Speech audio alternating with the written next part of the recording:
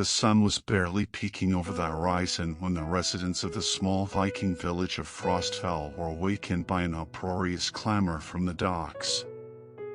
Today was the day the most unlikely group of Vikings ever assembled was to set sail on a voyage of discovery and plunder. Anyone peeking from their windows could have been forgiven for thinking it was a comedic troupe setting forth rather than seasoned warriors. At the forefront was Olaf, a hulking figure with a long beard, brooding eyes, and an ever-present furrowed brow. Yet, every now and then, he'd scribble into a little journal, composing what he claimed were melancholic poems of the sea. Next to him was Ingrid, who was no taller than a shield and had fiery red hair.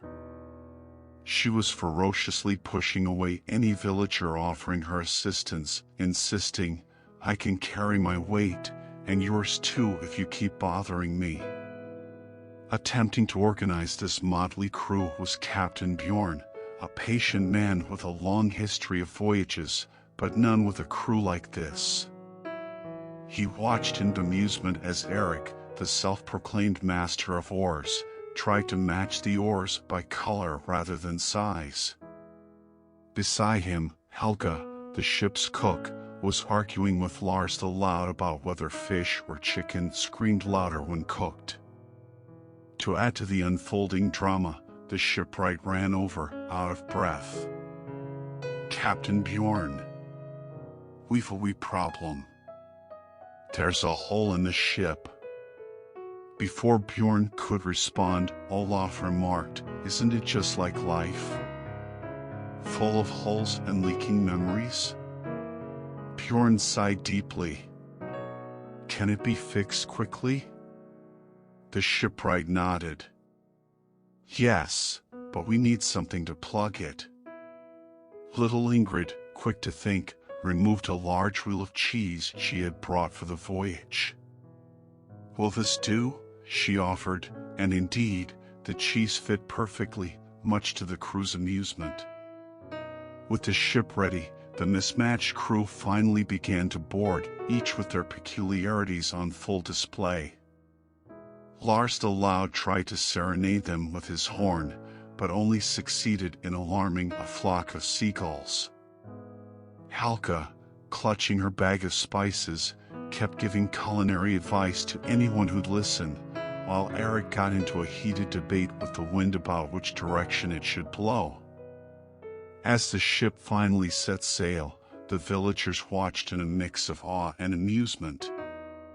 The journey of the most mismatched Viking crew had begun, and it promised to be nothing short of epic.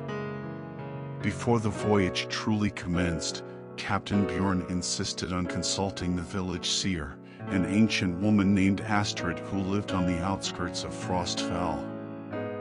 Her hut was an eccentric collection of hanging herbs, bones, and various mysterious artifacts. The crew, already a bundle of peculiarities, looked even more out of place amidst the seer's mystical ambience. As they entered, Astrid was hunched over a smoky cauldron, her eyes distant and her voice a raspy whisper. "Ah, the travelers of fate have arrived," she murmured, not even turning to look at them. Ingrid muttered, "She certainly has a flair for the dramatic," while Olaf pondered aloud, "Is fate not but a ship on the ocean of destiny?"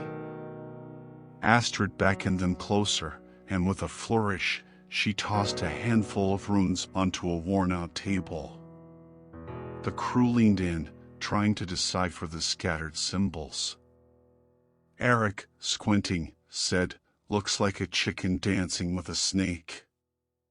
Helga smacked him lightly on the head. "It's obviously a fish leaping over a moon." Astrid cleared her throat, drawing their attention. "Your journey will be one of peril and wonder. In the shadow of the whispering willow, a voiceless mouth shall guide. Beware the song that isn't sung, for it might lead to an unexpected plunge." Lars the Loud, ever so literal, immediately clutched his throat. I won't be able to sing? Ingrid rolled her eyes while Olaf scribbled furiously in his journal, muttering about songs of silent sorrows. Noticing the crew's confusion, Captain Bjorn attempted to clarify. Great seer, could you perhaps be a bit more direct? Astrid simply winked and said, where's the fun in that? But heed this, brave Vikings, amidst the trials, remember to laugh, for joy might be your mightiest weapon. The visit left the crew with more questions than answers. As they exited the hut, Eric voiced everyone's thoughts. That was mysterious. And I still think it looked like a dancing chicken. The crew's voyage had acquired a new layer of enigma, and with a mixture of trepidation and excitement, they ventured forth, eager to unravel the mysteries that lay ahead. Several days into their voyage, the crew of misfits stumbled upon an uncharted island that wasn't on any of their maps. The island was densely forested, and a peculiar murmuring seemed to emanate from its core, giving it the name Island of Whispers. As they anchored near the shore, Helga was the first to note, do trees usually talk? Olaf, always ready with a poetic thought, responded, perhaps they share tales of the wind and secrets of the soil. Curiosity piqued, the crew decided to explore. The deeper they ventured, the clearer the whispers became, until they realized that the island was, in fact, inhabited not by people, but by talking animals. From chattering squirrels discussing nut storage techniques to gossiping geese mulling over the latest migration trends, the island was a cacophony of animal conversations. Ingrid, ever so bold, approached a wise-looking old owl perched on a branch. Excuse me, Sir Owl, why does everything here talk? The owl, adjusting his spectacles, responded, Ah, you must be new here. This island is enchanted. Many ages ago, a spell was cast, giving voice to every creature. Eric, scratching his head, asked, So, any idea where we can find some treasure or maybe a nice spot for lunch?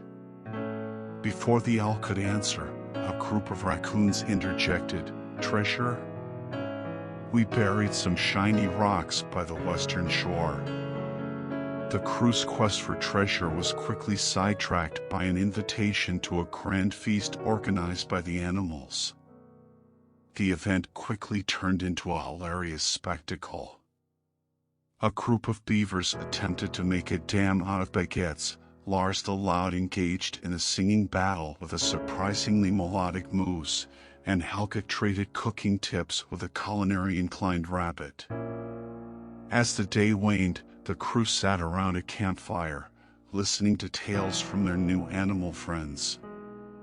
It was from a sly fox that they learned of a hidden cove on the island's northern end, where many ships had met their fate, and untold treasures lay submerged. Thanking their hosts, the crew decided to set out for the cove the next morning. As they returned to their ship, Ingrid remarked, Talking animals and potential treasures?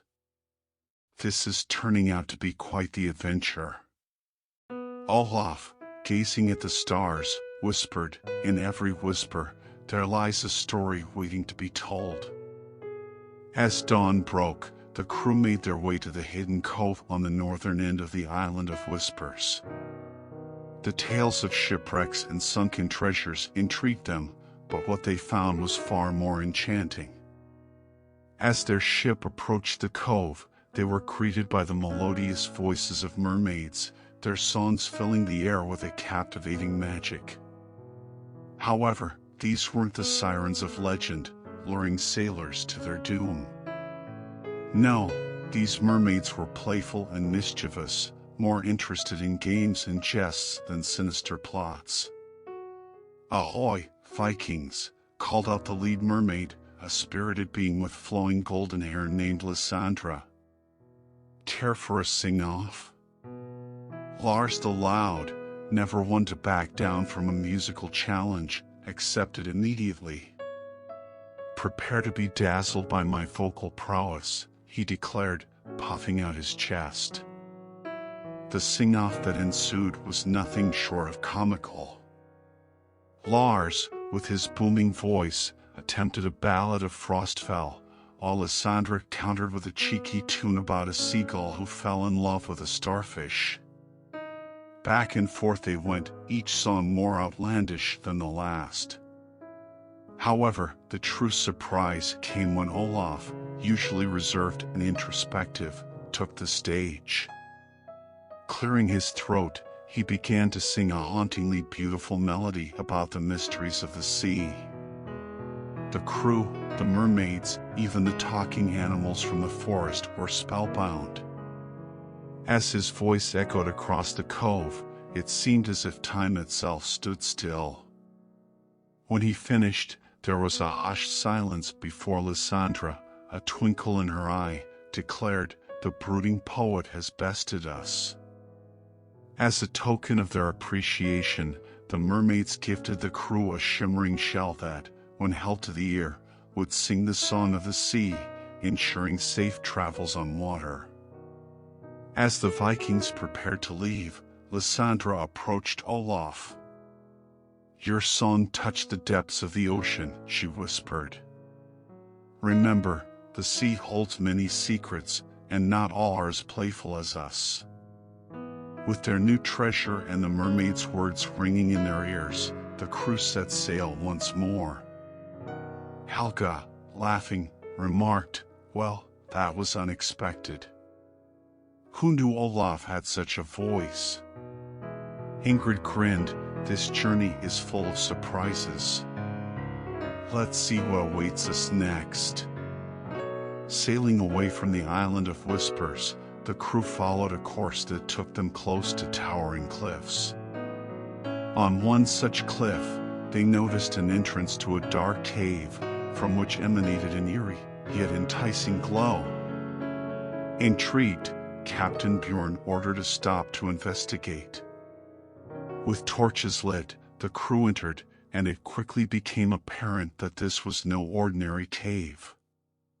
The walls shimmered, reflecting not the cave's interior, but the deepest desires and fears of those who looked upon them. Eric saw himself as the king of oars, being worshipped by an army of paddles. Helga, on the other hand, found herself in a vast kitchen, where every spice and ingredient she could dream of danced around her. Ingrid, however, saw herself standing tall, towering over her crewmates who looked up to her in awe. But not all visions were light-hearted. Lars the Loud, for all his boisterous confidence, found himself in a world of silence, where no matter how hard he tried, no sound would emerge. And Olaf saw an endless sea with no land in sight, a vast emptiness where his poetic words were swallowed by the abyss. The deeper they ventured, the more the illusions intensified, playing tricks on their minds. At one point, they all saw a treasure chest, but as they approached, it transformed into a laughing sea monster. It was Ingrid who realized that the cave fed on their reactions. "It's our emotions that fuel these visions," she deduced. "We must remain calm and focused." Taking her advice to heart, Captain Bjorn led a meditation session, having everyone close their eyes and find their inner peace. As they calmed their minds, the illusions began to wane, and a path became clear, leading them to the heart of the cave. There, they found a serene pool with crystal-clear water. Floating above it was a singular orb, emanating the glow they had seen from outside. Upon touching it, the crew was filled with a sense of clarity and understanding. Exiting the cave, the crew felt rejuvenated and more bonded than before, having faced and conquered their innermost fears and desires together. Olaf, in his ever-reflective manner, remarked, "In the shadows of our minds, we find the brightest lights. As they sailed on, there was a sense of unity and anticipation. They had faced illusions and inner demons, but the journey ahead still held many mysteries to unravel. The following days were calm and uneventful, with the crew using this time to relax, mend their equipment, and exchange tales of past adventures. The serenity of the open sea was occasionally interrupted by playful dolphins or the sight of distant whales breaching the surface. One evening, as darkness settled and a blanket of stars covered the sky, an ethereal glow began to form on the horizon. Vibrant colors of green, pink, and violet danced across the night, painting a breathtaking tapestry of light. The crew was witnessing the mesmerizing display of the northern lights. As the lights shimmered and swayed, Captain Bjorn shared a legend from his youth. It is said that these lights are the spirits of our ancestors, dancing in the heavens, watching over us and guiding our path.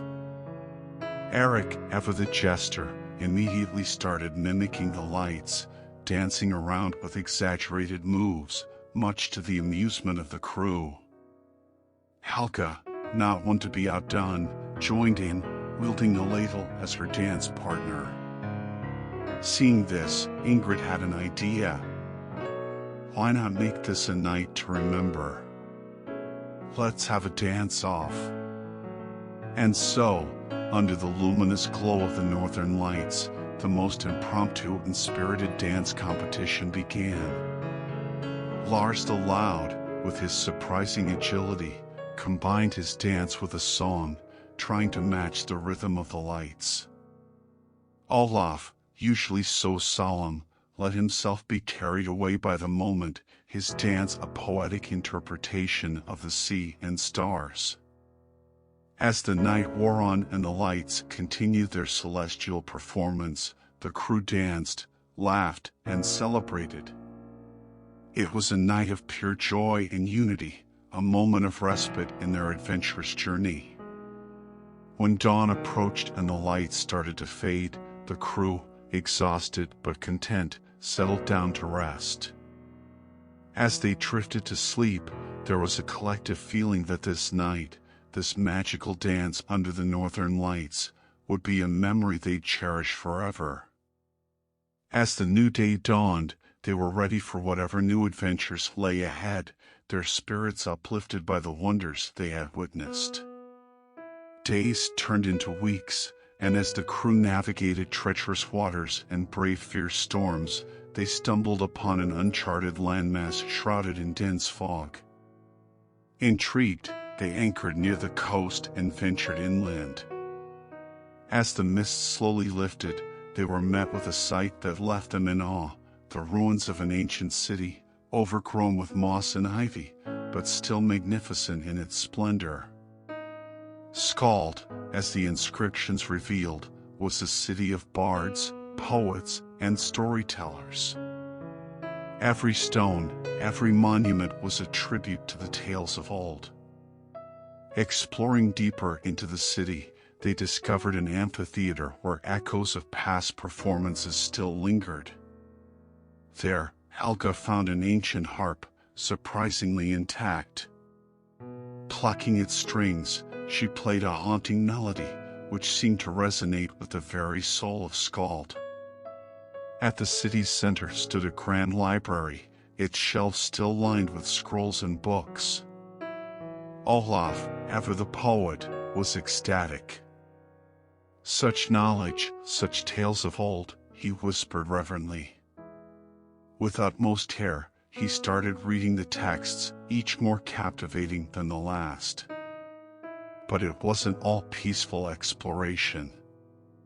In the depths of Skald, they encountered a group of mischievous spirits, remnants of the city's past. They challenged the crew to a contest of wit and storytelling. If the crew won, they would be granted a treasure from Skald's vault. If they lost, they'd be trapped in the city forever. Captain Bjorn stepped forward, recounting tales of their recent adventures from the Island of Whispers to the dance under the northern lights.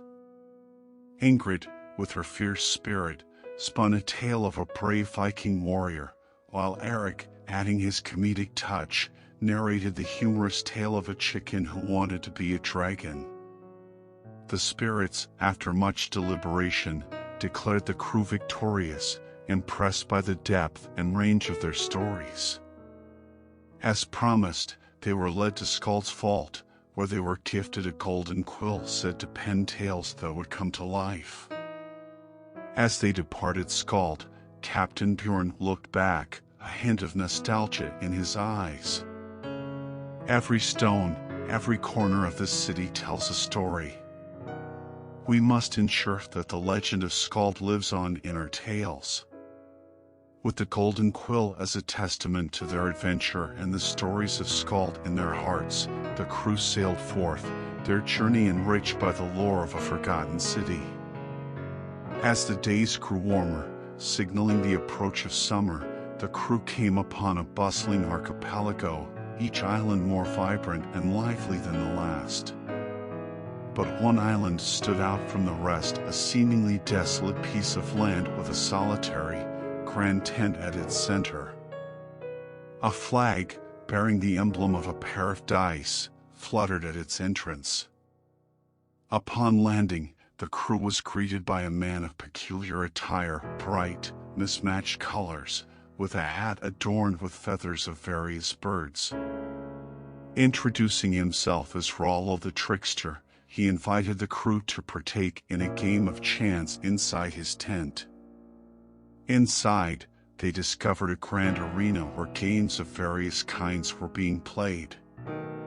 From dice to cards, every game was imbued with a touch of magic. The stakes? Not gold or silver, but memories. Eric, always eager for a challenge, was the first to accept, playing a game of magical cards against Rollo. To everyone's shock, Eric lost his most cherished memory, the day he became a Viking. His vibrant personality seemed muted, the joy and jest missing. Seeing their friend's plight, Ingrid stepped up, challenging Rollo to a game of riddles. If she won, Eric's memory would be restored. If she lost, she'd forfeit her proudest achievement. The battle of wits that ensued was intense. Rollo's riddles were intricate, weaving tales of mythical creatures and celestial events. But Ingrid, with her sharp intellect, managed to solve each one. Impressed, Rollo restored Eric's memory. But he had one last challenge. A game of chance, a single roll of his magical dice, for the golden quill they had obtained from Skald. Captain Bjorn, sensing a deeper magic at play, accepted. The crew watched with bated breath as the dice rolled, shimmering and shifting in form. Finally, they settled, and to Rollo's astonishment, Captain Bjorn had won.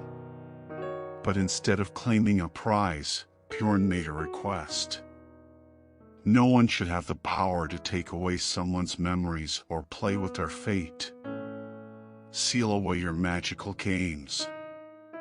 Recognizing the wisdom in Bjorn's words and feeling the weight of his many years of trickery, Rollo agreed. The grand tent faded away, and the once desolate island began to bloom, transforming into a haven of nature. As they left the archipelago, Olaf mused, "Memories shape us, define us. They are more precious than any treasure." Helga, seeing Eric back to his jovial self, laughed, and some memories, like Eric's misadventures, provide endless entertainment. With their bond stronger than ever, the crew continued on, their sights set on new horizons and adventures yet to come. Sailing away from Rollo's archipelago, the crew's journey brought them to the shores of a vast, seemingly unending forest. The trees stood tall and majestic, their canopies intertwined, casting dappled shadows on the forest floor. An ethereal glow emanated from within, and soft, mysterious whispers echoed through the air. Captain Bjorn named it the Whispering Woods and decided to explore.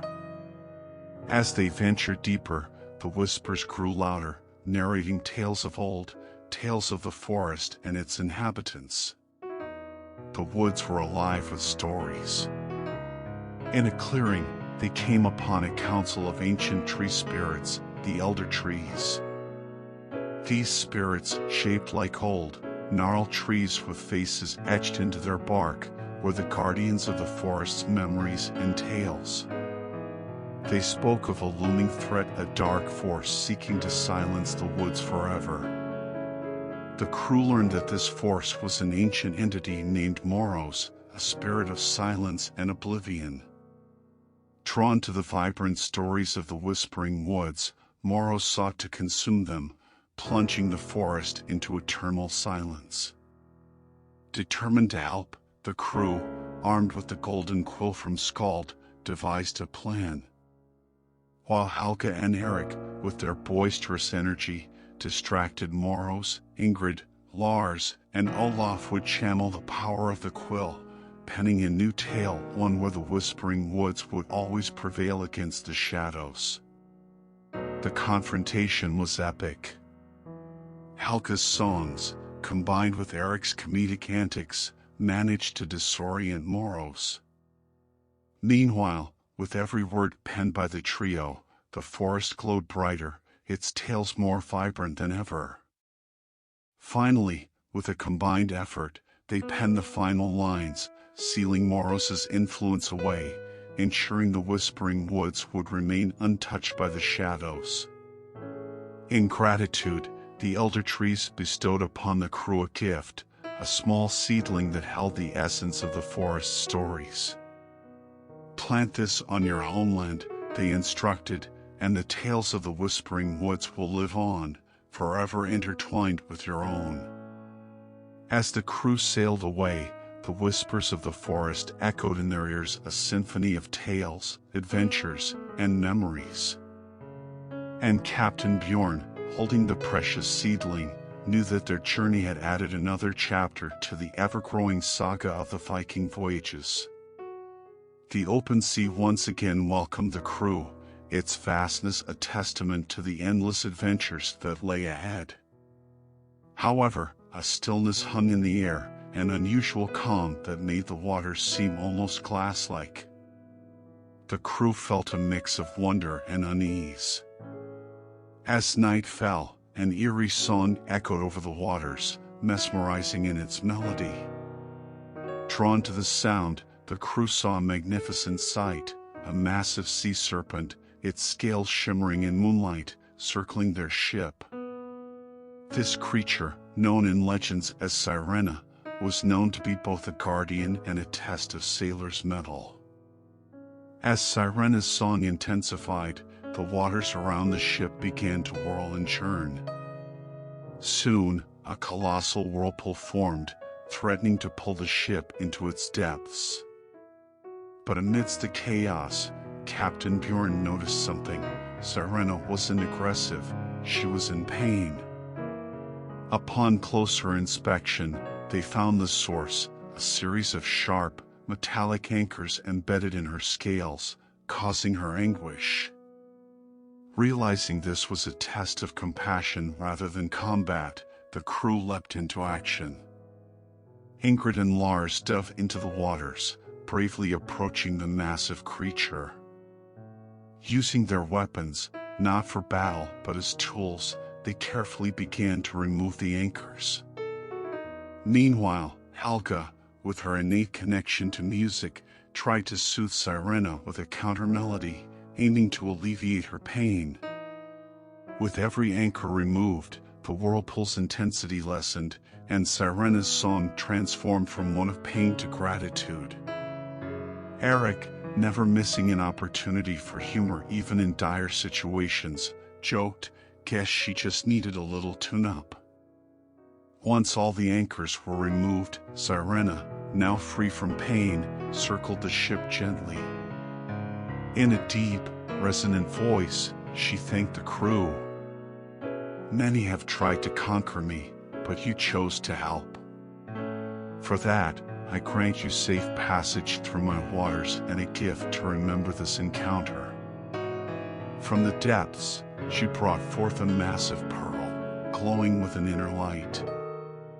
As she disappeared into the depths, the crew felt a renewed sense of purpose. It wasn't just about the adventure, it was about understanding, compassion, and the bonds formed along the way. With the pearl safely stored and the ship back on course, the crew shared tales of sea legends and mythical creatures into the night, the vast ocean a reminder of the mysteries still waiting to be uncovered. Guided by starlight and tales of old, the crew's voyage led them to a mysterious island hidden in a veil of mist. Ancient ruins surrounded its shores, glowing softly, and a bridge made of rainbow light arched from the island to the heavens. Whispers among the crew spoke of Valhalla, the eternal hall of the fallen, where brave warriors feasted and celebrated their glorious battles. Was this island a gateway to that legendary realm? As they stepped onto the island, the atmosphere was heavy with anticipation. The land was covered in golden meadows, and in the distance stood a grand hall, its doors open, inviting them in. Inside, they were met with a sight they had not expected, not fallen warriors, but spirits of their ancestors, family, and friends long gone. This wasn't Valhalla, but a place of reunion, where loved ones could reconnect, if only for a short while. Eric found his grandfather, the man who had first taught him the art of jest and humor. They shared stories, laughter echoing through the hall. Ingrid, with tears in her eyes, met her childhood friend, reliving moments of pure joy and mischief.